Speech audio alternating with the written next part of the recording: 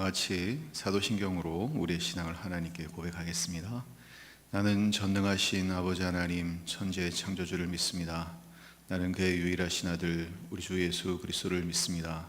그는 성령으로 잉태되어 동정녀 마리아에게서 나시고 본디오 빌라도에게 고난을 받아 십자가에 못 박혀 죽으시고 장사된 지 사흘 만에 죽은 자 가운데서 다시 살아나셨으며 하늘에 오르시어 전능하신 아버지 하나님 우편에 앉아 계시다가 거기로부터 살아있는 자와 죽은 자를 심판하러 오십니다.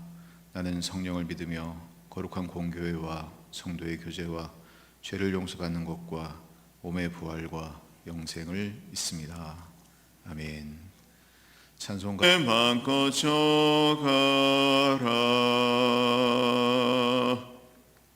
아멘. 할렐루야. 하나님 아버지 감사합니다. 내 주 하나님 넓고 큰 은혜는 저 큰 바다보다 깊어서 그 은혜 안에 머물 때 우리들이 안심하게 될 것이고 그 안에 있을 때 저희들이 평강을 누리게 될 것을 저희들이 믿습니다. 창파에 배 띄워 하나님의 은혜의 바다로 담대히 하나님 나아갈 수 있는 우리 모두가 되게 해 주시옵소서. 우리에게 하나님 믿음을 주시옵소서. 우리에게 하나님 믿음이 필요한 때를 저희들이 살고 있는데 하나님을 더욱 신뢰하고 하나님을 더욱 의지함으로 담대하게 용기 있게 이 세상을 살아가는 저희 모두가 되게 하여 주옵소서.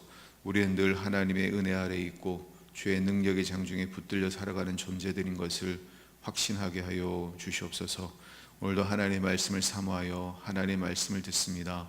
주님 우리에게 말씀해 주시고 주의 말씀을 하나님 마음으로 받고 아멘할 때 그 말씀이 내 안에 씨앗이 되고 축복이 되고 은혜가 되어서 잘 심겨져서 하나님 싹이 나고 꽃이 피고 30배, 60배, 100배로 결실하게 되는 복된 말씀, 생명의 말씀, 은혜의 말씀 되게 해 주옵소서. 오늘도 하나님의 말씀 붙잡고 기도의 자리로 나아갑니다. 하나님의 은혜의 보좌 앞으로 저희들이 나아가기를 원합니다. 하나님을 깊이 만나고 주의 음성 듣고 또 주님의 음성에 온전히 순종하는 그런 우리 모두가 되도록 하나님 도와주시옵소서. 오늘도 기도하며 시작합니다. 잠자리 들 때까지 해질 때까지 주님의 은총 가운데 주의 은혜 가운데 머물게 하여 주시옵소서. 예수 그리스도의 이름으로 기도드리옵나이다.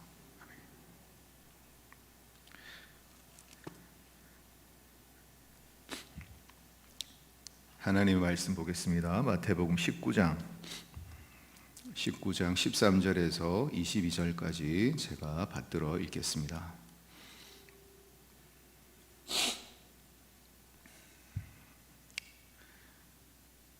그때 사람들이 예수께서 안수하고 기도해 주심을 바라고 어린아이들을 데리고 오매 제자들이 꾸짖거늘 예수께서 이르시되 어린아이들을 용납하고 내게 오는 것을 금하지 말라.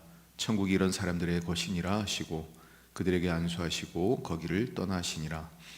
어떤 사람이 죽게 와서 이르되 선생님이여 내가 무슨 선한 일을 하여야 영생을 얻으리이까? 예수께서 이르시되 어찌하여 선한 일을 내게 묻느냐? 선한 이는 오직 한 분이시니라. 내가 생명에 들어가려면 계명들을 지키라. 이르되 어느 계명이오니이까? 예수께서 이르시되 살인하지 말라, 간음하지 말라, 도둑질하지 말라, 거짓 증언하지 말라, 내 부모를 공경하라, 내 이웃을 내 자신과 같이 사랑하라 하신 것이니라. 그 청년이 이르되 이 모든 것을 내가 지켰사온데 아직도 무엇이 부족하니이까? 예수께서 이르시되 내가 온전하고자 할진대 가서 내 소유를 팔아 가난한 자들에게 주라. 그리하면 하늘에서 보화가 내게 있으리라. 그리고 와서 나를 따르라 하시니 그 청년이 재물이 많음으로 이 말씀을 듣고 근심하며 가니라. 아멘. 예수님께서 계신 곳에 부모들이 찾아왔습니다. 아이를 데리고 예수님 우리 아이 안수기도 좀 해주시고 축복해 주세요 라고 데리고 왔을 때 제자들이 13절에 뭐라고 그럽니까? 꾸짖었다는 거예요. 아이들은 오지 마라 라고 꾸짖었다는 것이죠. 근데 제자들이 특별히 완악해서 그렇게 했느냐? 그게 아니라 그 시대의 풍조가 그런 거예요. 그 시대의 관습이 그런 겁니다. 아이들은 귀찮은 존재고 아이들은 하찮은 존재고 막대해도 되는 존재로 생각을 한 거예요. 그때의 관념은 뭐냐면 어린아이는 어떤 존재냐면 아직 어른이 되지 못한 존재, 불완전한 존재, 귀찮은 존재로만 생각을 한 겁니다. 로마 시대에는 아이들을 부모가 마음대로 죽이는, 건강하게 태어나지 않은 아이는 아버지가 죽이는 거예요. 그리고 딸이 태어나면 그냥 내다 버리는 이런 일들이 비일비재했다는 거예요. 그 어린 영혼, 어린 생명에 대한 관심이 별로 없는, 사람을 숫자 셀 때에도 여자와 어린아이들은 카운트하지 않는 그런 사회가 그 시대였기 때문에 어린아이 꾸짖는 것은 그때 분위기로 봐서는 당연한 거예요. 왜 애 데리고 왔냐, 귀찮다고 저리 가라고 그렇게 말하는 거죠. 그게 당연한 상식이었다는 거죠. 그런데 예수님이 뭐라고 말씀하시느냐 하면 놀라운 말씀을 하시죠. 어린아이들을 용납하고 내게오는 것을 금하지 말라. 아이들이 소중하다는 것이죠. 그러면서 하시는 말씀이 더 충격적인데, 천국이 이런 사람의 것이니라. 어린아이와 같이 않으면 천국에 못 들어간다, 이렇게 말씀하신 거죠. 이거는 그때 상식이나 그때 일반적인 관념에 의하면 충격적인, 어른이 되고 성장하고 성숙하고 완전해진 사람만 천국 갈 수 있다고 생각하는데, 어린아이 같이 미성숙하고 보잘것없는, 아무도 거들떠보지 않는 어린아이가 천국에 가고 그런 사람만 천국 간다고 하니까 이거는 완전히 충격적인 이야기였습니다. 왜 어린아이 같은 사람만 천국에 들어갑니까? 이유는 딱 한 가지죠. 하나님만 온전히 의지하기 때문에. 어린아이가 부모를 온전히 의지하고, 어린아이가 겸손히 부모에게 순종하고 부모를 의존하듯이, 그러한 마음으로 하나님만 의지하고 하나님만 붙들고 하나님의 은혜로만 살겠습니다라고 말하는 그 사람만 천국에 들어간다는 거죠.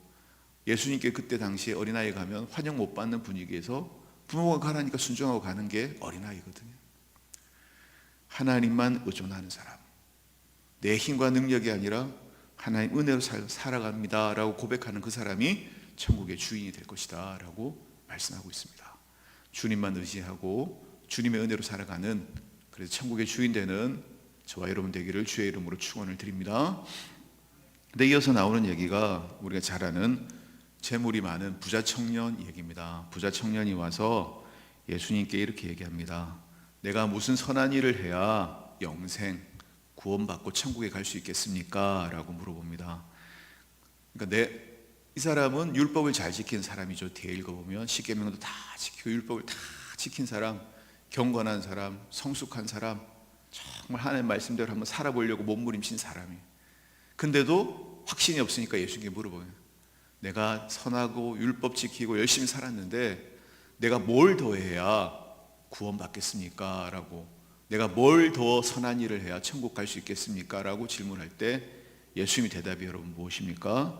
약간 동문서답처럼 보인다는 거예요. 17절에 보시면 예수께서 이르시되 어찌 선한 일을 내게 묻느냐? 선한 이는 오직 한 분뿐이다. 여러분, 이 말씀의 뜻이 뭘까요? 뭐 해야 구원받습니까? 물어보는데 선한 이는 하나님 한 분뿐이다. 여러분, 이 말에, 이 말씀, 이 대답의 뜻이 여러분 뭐겠습니까? 네가 아무리 노력하고 네가 아무리 열심히 살고 네가 아무리 율법을 준수해서도 하나님의 선함에 이르지 못한다는 거예요. 너의 노력과 너의 율법으로 구원 못 받는다는 거예요. 네가 아무리 성숙하고 율법 잘 지키고 잘난 채해도 그거 가지고는 하나님의 기준에 도달을 못한다. 선한 이는 오직 하나님 한 분이다. 너 아무리 해도 안 된다는 거예요. 그 말은 뭡니까? 너의 율법 준수와 너의 행위로 구원 못 받는다. 하나님의 기준에 도달 못한다. 그 얘기를 하는 거죠. 여러분, 여기서 어린아이와 이 부자 청년이 비교가 되고 있어요. 어린아이는 아무것도 한 게 없어요. 내세울 것도 없어요. 그냥 하나님만 의존하는 사람, 은혜로 사는 사람, 이 사람 구원 받는다는 거예요. 근데 율법 잘 지키고 성숙하고 누가 봐도 존경받고 사랑받고 열심히 살았고 선하게 보이는 그 사람, 근데 예수님 뭐라고 말씀하시죠? 좀만 더 노력해라, 조금만 더 율법 지켜라 라고 말씀하시는 것이 아니라 선한 이는 하나님 한 분밖에 없다. 그 말은 뒤집어 말하면 뭐예요? 세상의 모든 사람은 죄인이라는 거죠. 세상의 모든 사람들은 율법 지키고 자기 노력을 해서 하나님의 선함, 하나님의 기준에 도달할 수 없다. 그래서 어떤 계명 지켜야 됩니까? 라고 얘기하니까 살인하지 말라, 간음하지 말라. 이 십계명 이거 내가 어릴 때부터 다 지켰습니다. 열심히 했습니다. 내가 뭐가 부족합니까? 그렇게 얘기하잖아요. 근데 예수님 말씀하시죠. 21절에 네가 온전하고자 할진대, 이 온전하다는 말은 하나님의 온전하심 말하는 거예요. 네가 하나님처럼 온전해지는 그 수준까지 가기를 원한다면 한마디 한다. 뭡니까? 네 자산을 다 팔아서 가난한 사람 나눠주고 너는 나를 따르라. 그랬더니 부자가, 이 청년이 아주 부자였기 때문에 재물이 많은 거로 근심하며 슬퍼하며 돌아갔다. 이렇게 되어 있습니다. 이건 예수님이 그 청년의 종곡을 찌른 거예요. 그 청년의 마음속 깊은 곳에 있는 우상을 찌른 것이죠. 그래, 너 율법 잘 지키고 정말 믿음대로 말씀대로 살았구나. 근데 내 보니까 네 마음에 재물이 우상이구나. 너 그 우상 버릴 수 있느냐? 너 그 우상 하나님 왜 포기할 수 있느냐? 그거 다 내버리고 가는 사람 나눠주고 너는 내 제자로 그렇게 살아갈 수 있겠느냐? 가장 약한 부분을 거는 거예요. 그 사람 마음속 깊은 곳에 숨겨져 있는 우상을 예수님 드러내신 거죠. 근데 그 선하고 착한 사람이 그걸 못하는 거예요. 그 슬퍼하며, 포기 못하니까 슬퍼하며 돌아갔다는 거예요. 여러분, 이게 뭘 얘기할까요? 너 부자니까 돈 하나님께 다 바치고 나 따라, 주님이 그렇게 강요하신 겁니까? 그게 아니라 율법 다 지킨다고 자랑하고 나 깨끗하게 살았다고 자랑했는데 보니까 재물에 대한 우상이 있대. 하나님보다 더 사랑하던 게 숨겨진 그 마음속에 불신앙이 있더라는 거예요. 그걸 드러내시는 거예요. 그러면서 하시는 말씀이 네가 온전하고 싶다고 그랬냐? 너 이 부분에 온전하지 못하다는 거예요. 너 하나님처럼 온전해지고 율법 지키고 행위로 네가 구원받고 네가 열심히 해서 구원받기 원했느냐? 근데 네 마음 안에 이렇게 온전하지 못한 부분이 있대. 네 마음 안에 이렇게 불신앙적인 부분들이 있대. 이거 해결하지 않으면 너 구원 못 받는다. 그렇게 얘기한 거죠. 여러분, 우리는 어떻게 구원받습니까? 은혜로 구원받습니다. 예수 그리스도의 십자가의 보혈의 은혜를 우리가 믿음으로, 그 하나님의 사랑을 믿음으로 구원에 도달합니다. 내가 뭔가 해서, 내가 율법을 잘 지켜서, 내가 착한 일을 많이 해서, 구제와 자선을 많이 해서, 선행을 해서 구원에 도달해지고 온전해지는 게 아니라, 우리가 온전해지는 것은 불가능한 거죠. 행위로 구원받는 건 불가능한 거죠. 어떻게 구원받습니까? 어린아이 같이 순전한 마음으로 하나님의 은혜를 믿고 하나님의 은혜를 붙잡고, 주님 나는 아무것도 아닙니다. 주님 나는 죄인입니다. 오직 예수 그리스도의 십자가의 은혜만 의지하고 하나님 앞에 나아갈 수밖에 없는 죄인입니다 라고 고백할 때 하나님 우리의 그런 믿음을 보시고 은혜를 베푸시고 구원을 주시는 거죠. 여기 어린아이와 부자 청년의 대비가 있어요. 아무것도 한 것도 없는 그 어린아이, 다 무시하는 그 어린아이, 그 어린아이가 천국의 주인이 될 거라고 말씀하시고, 다 지키고 똑똑하고 내가 정말 선하게 살았다고 말하는 그 부자 청년은 온전하지 못하다, 천국 못 들어간다 주님이 말씀하는 거예요. 오늘 우리에게 가르쳐 주는 게 뭡니까? 어린아이와 같이 하나님의 은혜를 사모하고 그렇게 예수 그리스도 붙잡고 살아가는 저와 여러분이 천국의 주인이 될 것이다. 내세울 것도 없고 자랑할 것도 없지만 겸손히, 주님 저는 죄인입니다. 나는 하나님의 은혜가 없으면 살 수가 없는 존재입니다. 나는 하나님의 은혜로만 구원받을 수 있는, 십자가의 은혜로만 구원받을 수 있는 존재입니다 라고 고백하는 그런 사람들만 천국 간다는 것이죠. 저와 여러분에게 이 믿음이 분명하길 원하고, 그 믿음을 고백하고 은혜를 사모하는 저와 여러분에게 하나님의 구원이 충만하게 임하기를 주님의 이름으로 축원을 드립니다. 이 시간 우리 함께 기도할 때, 하나님 오늘 우리에게 믿음을 주시옵소서. 주님만 바라보고 주님만 신뢰하고 살아가는 저희 모두가 되게 하여 주옵소서. 내가 내 힘으로 선하게 되길 원하고 내 힘으로 온전하게 되기를 원하고, 하나님 그거 저희들이 포기하겠습니다. 하나님의 은혜만 사모하고 오직 믿음으로 살아가기를 원하오니 주님 우리에게 은혜를 베푸시고 우리의 삶을 인도하시고 마침내 하나님 천국의 주인이 되는 그런 은총을 우리에게 허락하여 주옵소서. 이렇게 저희들이 기도했으면 좋겠습니다.